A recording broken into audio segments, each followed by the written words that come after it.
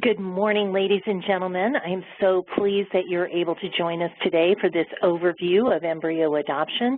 My name is Kimberly Tyson, and I am the Marketing and Program Director for Nightlight Christian Adoptions and the Embryo Adoption Awareness Center.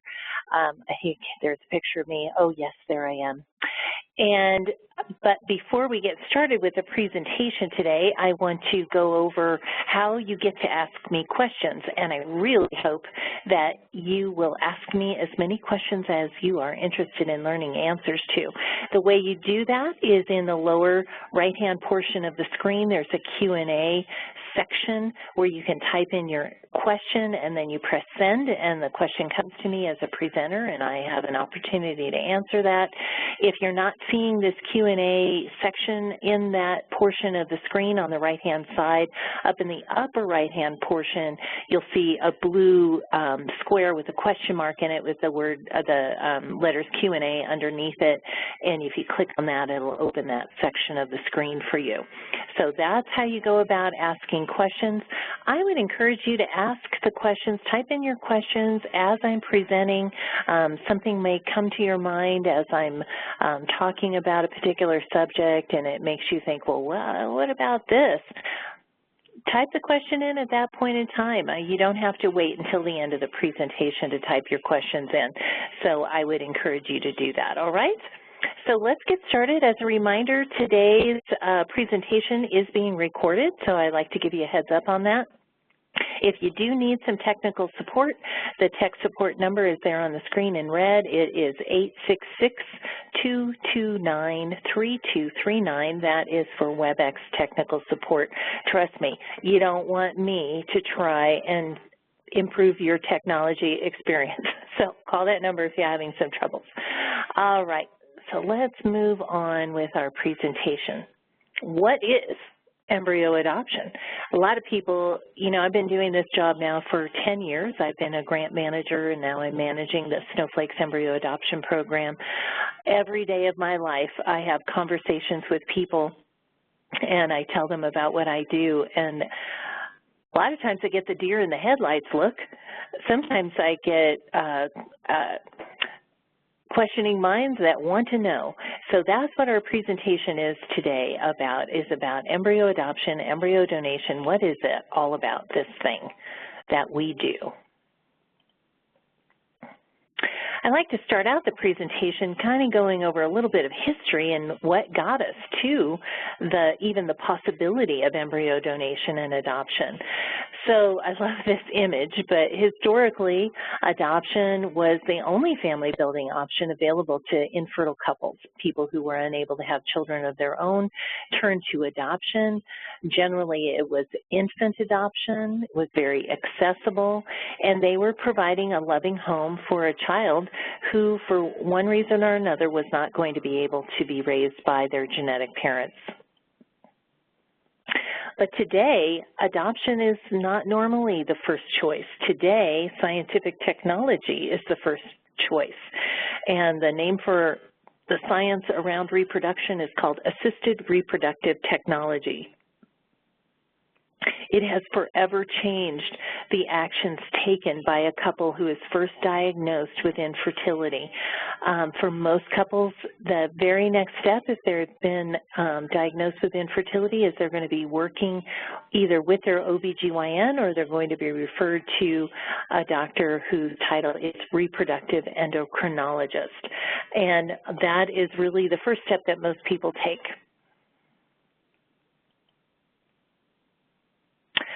Couples who choose in vitro fertilization as the ART that they want to use to build their family frequently create more embryos than they end up using for their family building. Usually the practice is to retrieve the eggs from the woman and the sperm from the man. It's called in vitro because they are putting the egg and the sperm together in petri dishes in a lab, and they're creating embryos. And oftentimes, more embryos are created than they use. They may use embryos that have never been frozen for their first embryo transfer. And then they will freeze the remaining embryos for future pregnancy attempts. Doctors today, a lot of them are freezing all of the embryos and then doing a frozen embryo transfer even for the initial creating family of the embryos, which is really interesting because they've been having more success using frozen embryos that they thaw rather than the fresh embryos that are created at the time of the in vitro procedure. When these families have completed having as many children as they're interested in having in their family, they still may have frozen embryos remaining. On average, a family has about 5 embryos remaining, but that is an average. Some people have none left. Some have 20 left. We at Nightlight will accept any and all embryo donations into our Snowflakes program. Why don't families use all of their embryos? I've already alluded to one of the reasons. One of the reasons is because they finished their family. Maybe they really only wanted to have 2 children. Maybe they wanted 4. Maybe they only wanted 1. And whatever their reason as far as the number of children they wanted to have in their family, maybe they got to an age where they felt like more children wasn't an appropriate choice for them. Maybe they ran into a medical issue that eliminated the possibility of them having more children in their family. So there are a lot of reasons people have remaining embryos, but the fact of the matter is that there are probably over 1 million embryos in frozen storage in the United States today. And so the job of the Snowflakes program and my job as a person who's trying to educate people about embryo donation and adoption is to help people understand what their disposition choices are for their remaining embryos. So those embryos really don't do the 4th option that's here on the screen, stay frozen forever. We really want people to make a choice about their options, about their embryos. Those are called disposition options.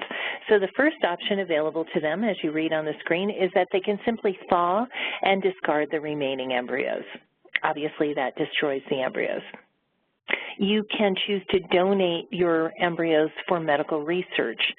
This also destroys the embryos, so it isn't a life-giving choice for the embryos. Might be a life-giving choice if a treatment is developed from those embryos, but it does destroy the embryos. You may donate your embryos to another couple for reproduction. And somebody was calling me to task about this terminology the other day, saying, well, the embryos have already, they already exist, so you're not donating for reproduction. But what I mean for donating for reproduction is you're donating your embryos to another family so that they can give life to those embryos. They can potentially gestate those embryos in the woman's womb and give birth to their adopted child. There are a few ways you can donate your embryos. One of the first ways that has existed before embryo adoption became an option is through a fertility clinic. And these are embryo donation programs that are established by fertility clinics. Not every fertility clinic has an embryo donation program. In fact, I don't even know the number of fertility clinics that have embryo donation programs anymore, so I'm not even going to try and attempt to produce that number.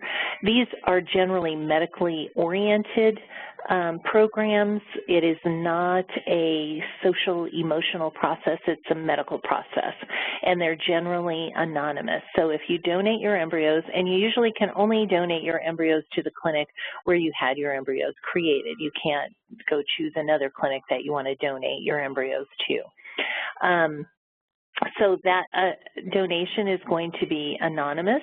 The clinic personnel are going to decide which of their patients who is on their embryo donation waiting list is going to receive the embryos that you donate. The recipients are generally in a queue, and so it's usually people who are in the line, the next in line is going to receive the embryos. So there's no work that's being done to make sure you're matching families with one another for future communications or anything like that. The clinic may also divide embryos from a single donor between multiple patients that they have on their waiting list. So let's say a family donates 10 embryos anonymously to their clinic. The clinic is not going to give all 10 of those embryos to one patient. They're going to take those 10 embryos and divide them up amongst multiple people on their waiting list. So maybe the next 3 people in line will get 2 or 3 embryos apiece from that 10 embryo donation. The thing that is sad about that practice is that the donor doesn't know anything about who their embryos were given to. Again, it was anonymous. The people who received the embryo donation, I'm just going to continue with my example, none of the 3 families that received some of those 10 donated embryos is going to know if children, genetically related children, full genetically related children were born to any of those 3 families. We know that genetic children already have been born probably to the donor family. So there's really no tracking of the children that are full genetic siblings of one another, usually through an embryo donation program in a clinic. I think I already mentioned that embryo donation through a clinic is generally only open for donation from patients where their embryos were created at the clinic, and people who can receive the embryos in that fertility clinic have to be established patients of that clinic. I also know from the work that I've been doing over these past 10 years that oftentimes there are fewer embryos donated through a fertility clinic than they have patients waiting to use embryos. So the waiting time to receive embryos through a fertility clinic program can be fairly long. The American Society of Reproductive Medicine, which is a professional group for fertility clinics, encourages anonymous donation. They are not supportive of embryo adoption. Embryo adoption programs are another way that people can donate their embryos for reproduction. Embryo adoption programs tend to be child-centric. What is in the best interest of the child? Both the placing and the adopting families provide preferences regarding the match that they want to make between 2 families, and they get to review and approve one another before the match is finalized. The adopting families undergo a home study to provide some extra peace of mind and confidence for the donor families regarding who they're placing their embryos with. All of the remaining embryos are generally adopted by one recipient family. This, I will tell you, is different based on the embryo adoption program. So that is a point of reference you would want to understand from the embryo adoption agency that you may be working with. Are you going to get all of the embryos that the donor has to donate, thus giving you the ability to potentially have more than one genetically related child from that donor, or are you only going to get a number of embryos from the donor, a specific number? In the Snowflakes program, we match the donor with the adopter. The adopter gets all of the embryos the donor has to gift, whether that's 2 embryos or 10 embryos. And of course, we're taking into consideration how many embryos the adopting family really wants to try and give birth to. So that's a part of the equation as well. Both the donors and adopters indicate the desired level of contact, future contact, and communication they desire to have with one another, and information is provided to the placing family regarding the frozen embryo transfer and if there was a pregnancy. And we're really, as an adoption agency, following the best practices of adoption, and so we're going to be encouraging some level of openness between the donor family and the adopting family, specifically because we want to keep in mind the child, because the children born from embryo adoption are going to want to know at some point something about their genetic origins. And wouldn't it be great if you've already established a communication path for that to happen?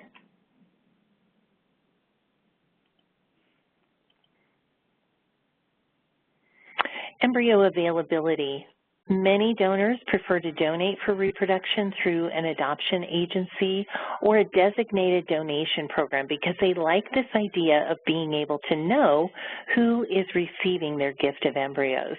After giving birth to children from the same set of embryos, they may have a different attitude toward them than they had before they created them. So what I mean there is that when a family creates embryos, they kind of have the proverbial blinders on because really what they want to achieve is a pregnancy, and they're not really thinking about, well, what am I going to do with remaining embryos?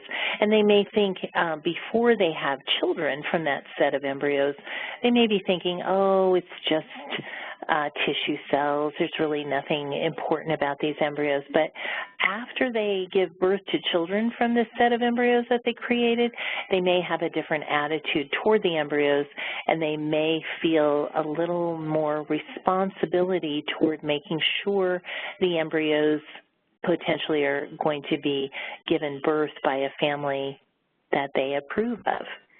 So that's where this intrinsic value of the embryos shift, and control of the placement becomes important to them. As I stated earlier, the adopting family does go through a home study family evaluation process. This is conducted usually by a social worker and includes criminal background checks, child abuse background checks, personal references, and most importantly, education about what does it mean to be an adoptive parent and how do I communicate this very unique form of adoption to the child or children that I give birth to. It provides the placing parents with peace of mind regarding the family with whom they are placing their embryos. And even if they choose an anonymous placement, they know that the family has passed the home study process. It kind of serves as a validation point of the adopting family's qualification. And through an adoption program, the adoption agency is required by law for all other forms of adoption to keep permanent records of the adoption. And so we follow that also as a best practice at Snowflakes, that we always have a permanent record of the match that is made between the two families for future communication purposes, future medical emergency purposes potentially. The embryo adoption timeline is generally about 6 to 12 months. Depends on a lot of factors, so we have a kind of big spread there, and people probably roll their eyes and say, wow, that's a big spread. But there's a lot of paperwork that needs to be completed. Some people are fast at completing paperwork, some people not so fast. So there is a period of time before the adopting family's frozen embryo transfer takes place in which the adoptive mother actually has to prepare her body for the transfer, and that's being coordinated with her fertility doctor. So even though you might think, wow, I can get my embryos really fast, you still have to get your body prepared to receive those embryos. So a good range of time for an embryo adoption is about 6 to 12 months. What is the security involved with an embryo adoption? How secure is it? Embryo adopting placing parents are not birth parents, so you're probably very familiar with the domestic adoption model in the United States, where you have a gal who has found herself pregnant inconveniently. It's not a child that she wants to raise herself, so she's trying to place that child for adoption. There are significant differences between the embryo placing parents and a domestic adoption birth parent. Embryo placing parents are established parents. They already have their own children. They're already involved with their own children. These are often well-educated people who have waited till later in life to start their family. Their family is completed. They used assisted reproductive technology to complete their family. They're financially secure. They have already decided they don't want to parent these remaining embryos that they have in frozen storage, and they intentionally created the embryos with the idea that they were going to give birth to all the embryos, but now they're not. So now they have a desire to place those embryos into a family that is going to give them an opportunity at life.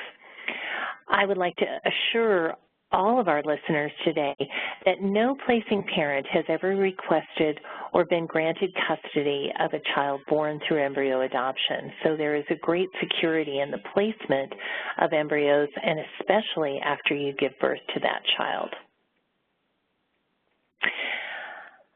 Some of you may have been considering international adoption. International politics don't play a role in embryo adoption at all. It's not affected by world events or international politics. New laws surrounding adoption can't impact embryo adoption because embryo adoption is governed by property law, and embryo adoption agencies are applying the best practices of adoption to this process because the hoped for end result is the birth of a human child, and we believe that the best practices of adoption should be applied to the process. Embryo adoption placements, as I just said, are governed by property law. The embryos are legally transferred from the placing parent to the adopting parents by a contract. Before the embryo transfer can occur, the contracts have to be signed by both parties. Embryos cannot be bought or sold in the United States, so the embryo placing parents are not compensated for their embryo placement, the embryos that they're placing into the adopting family. This is where real security comes in with embryo adoption, because we've all heard the horror stories about domestic adoption, and I think it probably doesn't happen maybe as often as we would perceive it to happen through the media, but it does happen where the birth mother changes her mind. You've been working all these months with this woman who's going to give birth to the child that you want to adopt. She goes to the hospital, gives birth to the baby, and changes her mind, and how devastating that is. And it just is a very sad situation. But in every state in the United States, the woman who gives birth to a child is named on the birth certificate as the legal mother of that child. If she is married, her husband is presumed to be the father, and his name is placed on the birth certificate. So they are declared the child's parents at the hospital on the birth certificates. There is no court finalization that is necessary because the court already recognizes the adopting parents as the parents of this child that the woman has given birth to. Can't get much more secure in the placement than that. What a great way to bring an infant into your home through adoption. The next part of our presentation is going to be on the cost of an embryo adoption. When you look at embryo adoption in relation to international or domestic adoption, it's a pretty low-cost adoption alternative. It's also a great cost-effective option for people who are just beginning to think about doing IVF and creating more embryos. And if they're going into IVF with the idea of actually purchasing human eggs to create more embryos, embryo adoption is something I really like to encourage people to consider, because there are embryos available just waiting for a family to give those embryos a friendly womb. So you see some pricing spreads here for the various forms of adoption. Embryo adoption is a pretty cost-effective alternative. The only lower cost form of adoption would be foster adoption through the U.S. state system of foster adoption. It's pretty hard to get an infant in the foster adoption program. So when you're comparing programs, whether it's a clinic program or an embryo adoption program, there are about 8 different embryo adoption programs out there in the United States. They all have differing cost structures and how they collect fees for the various portions of embryo adoption. So you want to make sure that you're comparing apples to apples. So here are some elements that you would want to look at to see, okay, is that an extra cost or is that included in this fee? Is that an extra cost or is that included in this fee? Do I have travel expenses that I'm going to have to factor into the expense of the embryo adoption or not? And I'm not going to go into each of these individually. You will get a copy of this presentation, so all of these slides will be available for you to review at a later time to help you remember all of these things that you want to be comparing, and you'll also get a link to a recording of this presentation today. The average cost of an IVF cycle in the United States is about $15,000 to $25,000.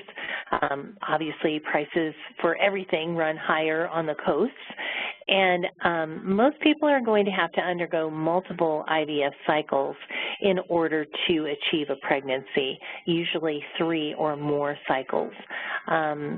If you are having to purchase donor eggs, maybe you're a woman who is in her late 30s, early 40s, the likelihood is that your ovarian reserve is diminished and also is not of a high quality.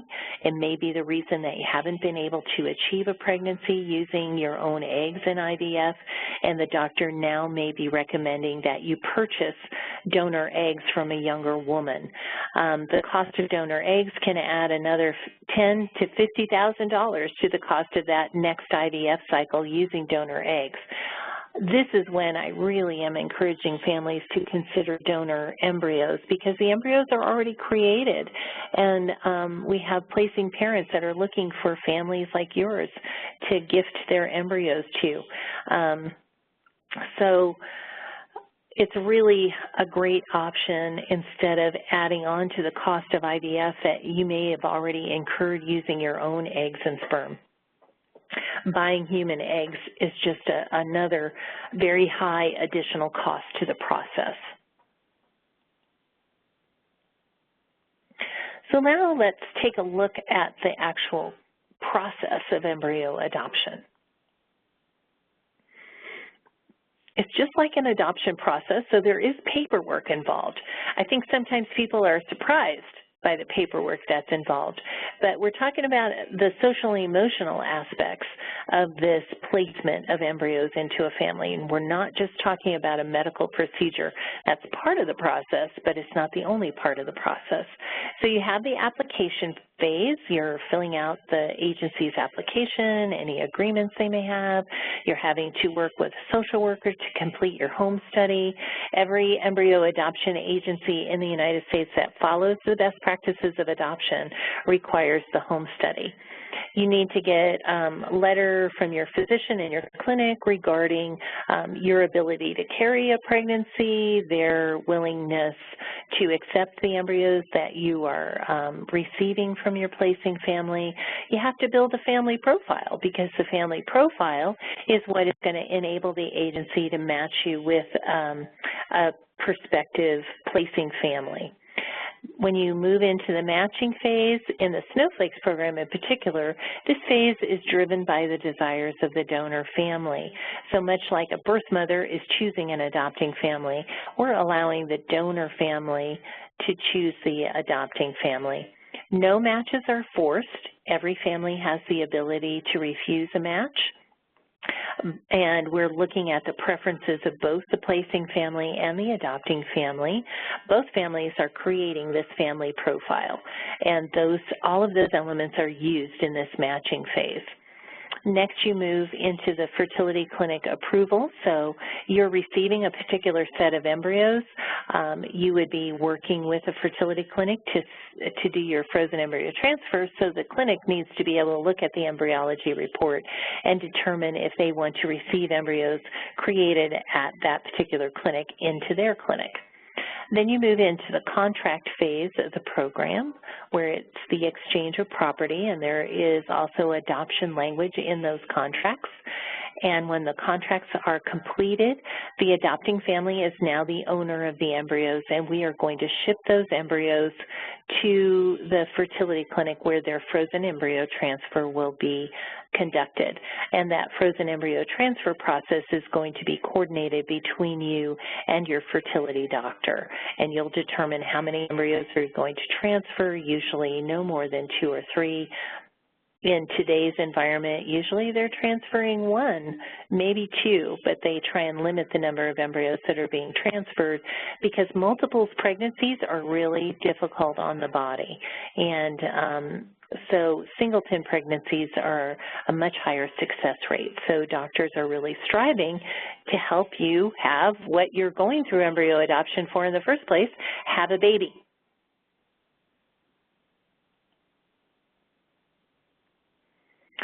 Let's take a look at the adopting family. The adopting family has to meet the program's qualification for that organization. They have to meet some medical qualifications. They have to get a letter from a physician who says they don't see any reason why they can't carry a child to term. A lot of times you'll hear that called no contraindications to pregnancy. Some agencies will work with surrogates. Some will not. Most organizations following an adoption model are going to require the adoption home study, which is both education and background checks. So all of those elements are things that the adopting family is going to have to pursue. Oh, look at all those needles. That doesn't look very fun. Nobody likes needles. But needles are a part of the embryo adoption process if you're going to have a non-natural cycle transfer. There are some physicians out there who will allow a woman to follow her own menstrual cycle and have the transfer done coordinating that, but most frozen embryo transfers are done using hormonal treatments, usually administered by needles. So the embryo adopting family does have what's called a frozen embryo transfer. That's when some of the embryos that you've adopted are thawed, and the ones that survive the thaw are then placed into your womb, a womb that has been prepared. Usually, just like with a standard pregnancy, you're going to know if you're pregnant within a couple weeks of that frozen embryo transfer. So you know pretty fast after the transfer if you're pregnant or not. What are some of the advantages of embryo adoption? Well, one of the biggest advantages in the process of adopting an infant is you get to control the prenatal environment of that child and not somebody else. You get to experience carrying a child. You get to experience pregnancy. You get to do the prenatal bonding with that child, both you and your spouse. You have the ability to nurse the child after you give birth to it. There are a lot of ethnic diversity options that are available in embryo adoption, but it's pretty limited because the majority of people who are doing IVF happen to be Caucasian. So we do get embryos donated of different ethnicities, but the majority of embryos that are created and donated at this point in time are Caucasian. There is some medical flexibility there. I talked about the ability of doing a natural cycle versus a drug-induced cycle. You have the ability to select a clinic off of a list of clinics that organization works with. And, of course, you have the security of placement. When you give birth to the child, that baby is your baby on the birth certificate. Oh, man, I probably have a slide about each of those things that I just talked about. Let's see if there's something more to tell you about in these slides. So you get to control the prenatal environment before you actually get pregnant. You know, a lot of women who are thinking about getting pregnant do a lot of things to help make their body healthier before they get pregnant. And you also know what kind of care you're going to be receiving from your doctor, and you know what kinds of things your baby isn't or is being exposed to that can be positive for that baby's development.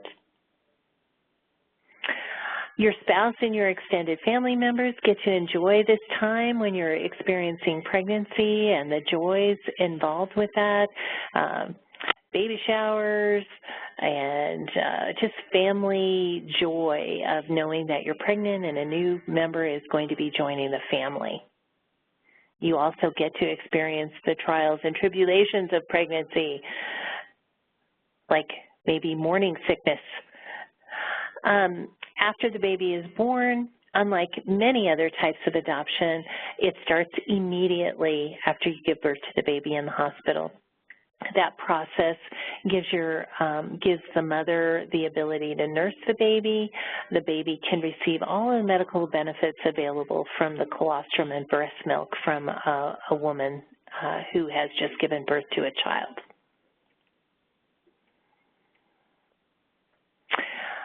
So embryos generally are more available through adoption agencies because people like this idea of being able to select the family who's going to receive their embryo gift. I talked already about the ethnicity of embryos. There are multiple ethnicities of embryos, sometimes mixed ethnicities of embryos available for adoption. It's just a matter of contacting the agency you're interested in working with and seeing what sort of various ethnicities are available if you're interested in that. Some embryo adoption agencies are centralized for their medical service, like the National Embryo Donation Center is located in Knoxville, Tennessee. I think they recently have made an agreement with another clinic in either Michigan or Wisconsin area to allow people to travel to those clinics to have their frozen embryo transfers. But in general, since 2003, the National Embryo Donation Center has been doing the frozen embryo transfer and managing their program centrally out of Tennessee. Some clinic partnerships have clinic partnerships that are scattered geographically throughout the United States. This is the snowflakes model. And some adopting families will choose to travel to the clinic where the embryos are currently stored so that the embryologist who created the embryos is also the person who's going to be thawing the embryos. A lot of people like that idea, and so they'll travel to that clinic for the transfer.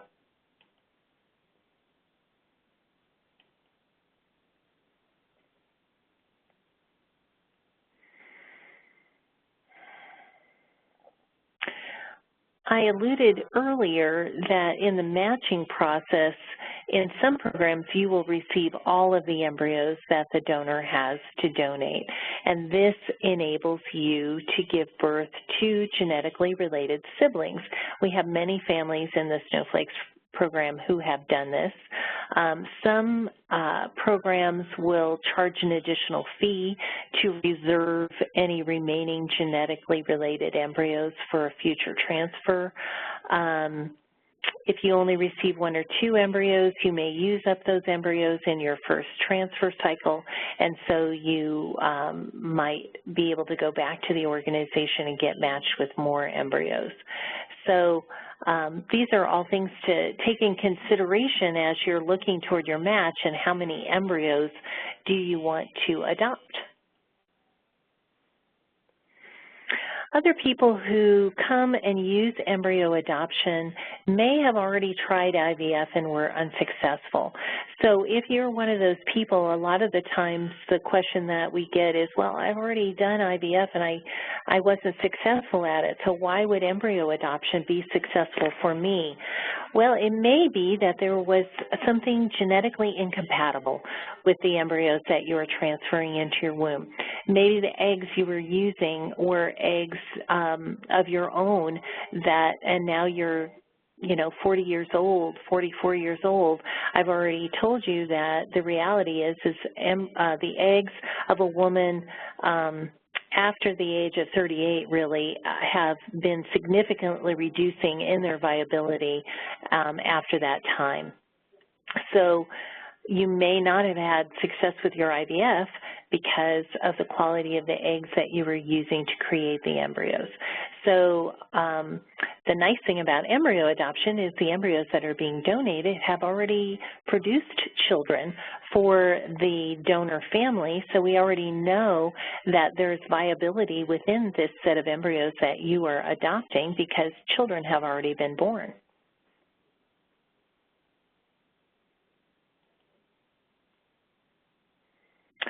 I have talked about this aspect already, but we'll look here and see if there's something I missed. Oh, the stress of who's the real parent. So if you use donor egg, donor sperm, and you only use donor egg or you only use donor sperm and you use your spouse's other reproductive gametes, there's kind of this unequal connection in the child that you're going to be giving birth to. So if you want an equal connection and you're going to be faced with purchasing donor egg or donor sperm, why not just adopt embryos? And then you have an equal connection, no connection at all.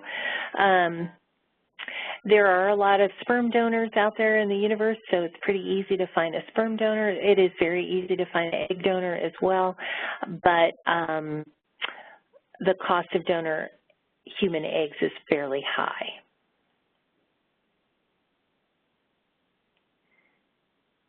What a cute baby that is. I won't read that to you because I've already said it to you, and you're all good readers. So what are the disadvantages of embryo adoption? There are always advantages and disadvantages to everything that we face in life, aren't there? So pregnancy is not guaranteed in an embryo adoption. So you may go through the whole process, you may get your womb prepared and have an embryo transfer and then not get pregnant. The costs are all incurred even if a pregnancy is not achieved. One of the reasons people like to adopt more embryos than they would probably transfer in a singular cycle is just in case they don't get pregnant.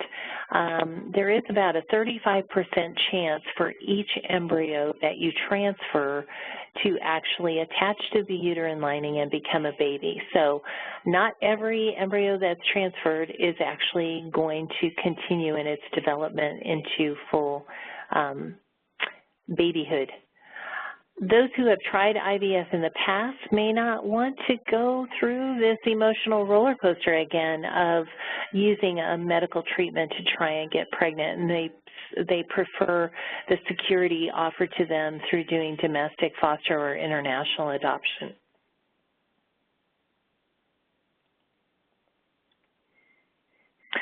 Adoptive families who did not achieve a pregnancy in their first frozen embryo transfer but have remaining embryos usually will choose to go through another secondary FET cycle, and they often are successful with the pregnancy.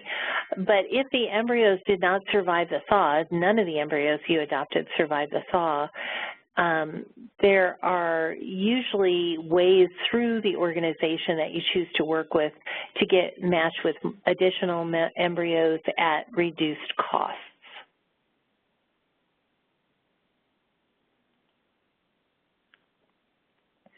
So in summary, embryo adoption uses the best practices of adoption. This is why it was established, to protect all of the parties involved in the adoption, but especially the child.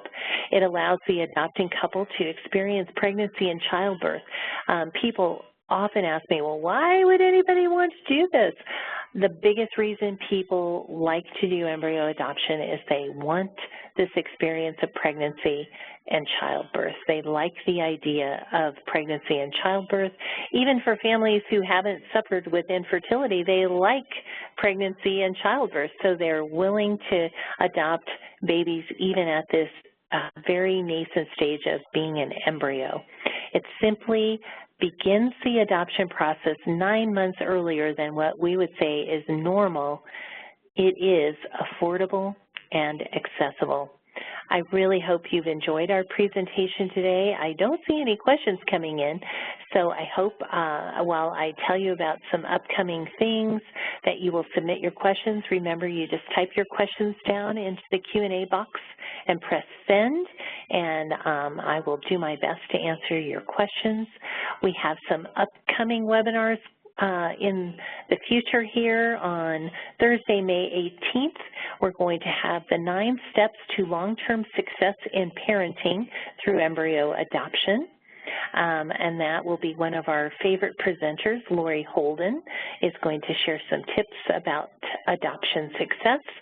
And then on May 31st, we're going to try our first Facebook Live Q&A session. I've done Q&A sessions for the last few years in the evening for families who aren't able to come to these presentations during the day. And so we're going to try a Facebook Live session, and we'll see how that goes. And also we have this magazine that we've been developing for the last 3 years. This is our 6th edition that you see a photo of here. It's called Pathway to Family, and it is available online. Simply, the URL is really simple, pathwaytofamily.com or .org, and you can get there.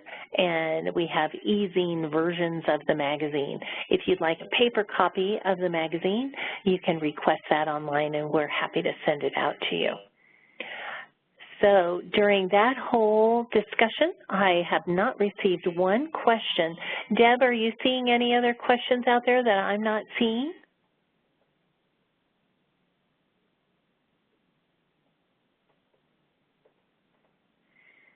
Well, she's muted and she's not answering me, but I don't see any questions. Let me just scroll down and make sure, but I don't. So as a reminder, you are going to get a copy of this presentation today, the PowerPoint itself. You will get a link to this recording that we've made of the session if you want to listen to it again. And I think Deb is also sending out our ebook of Q&A that is a compilation of questions that have been asked during this presentation in the past, and it's a really great resource for you to get answers to your questions about embryo donation and adoption. So I hope you all enjoyed the presentation today. Thank you so much for coming, and I wish you well and a happy spring.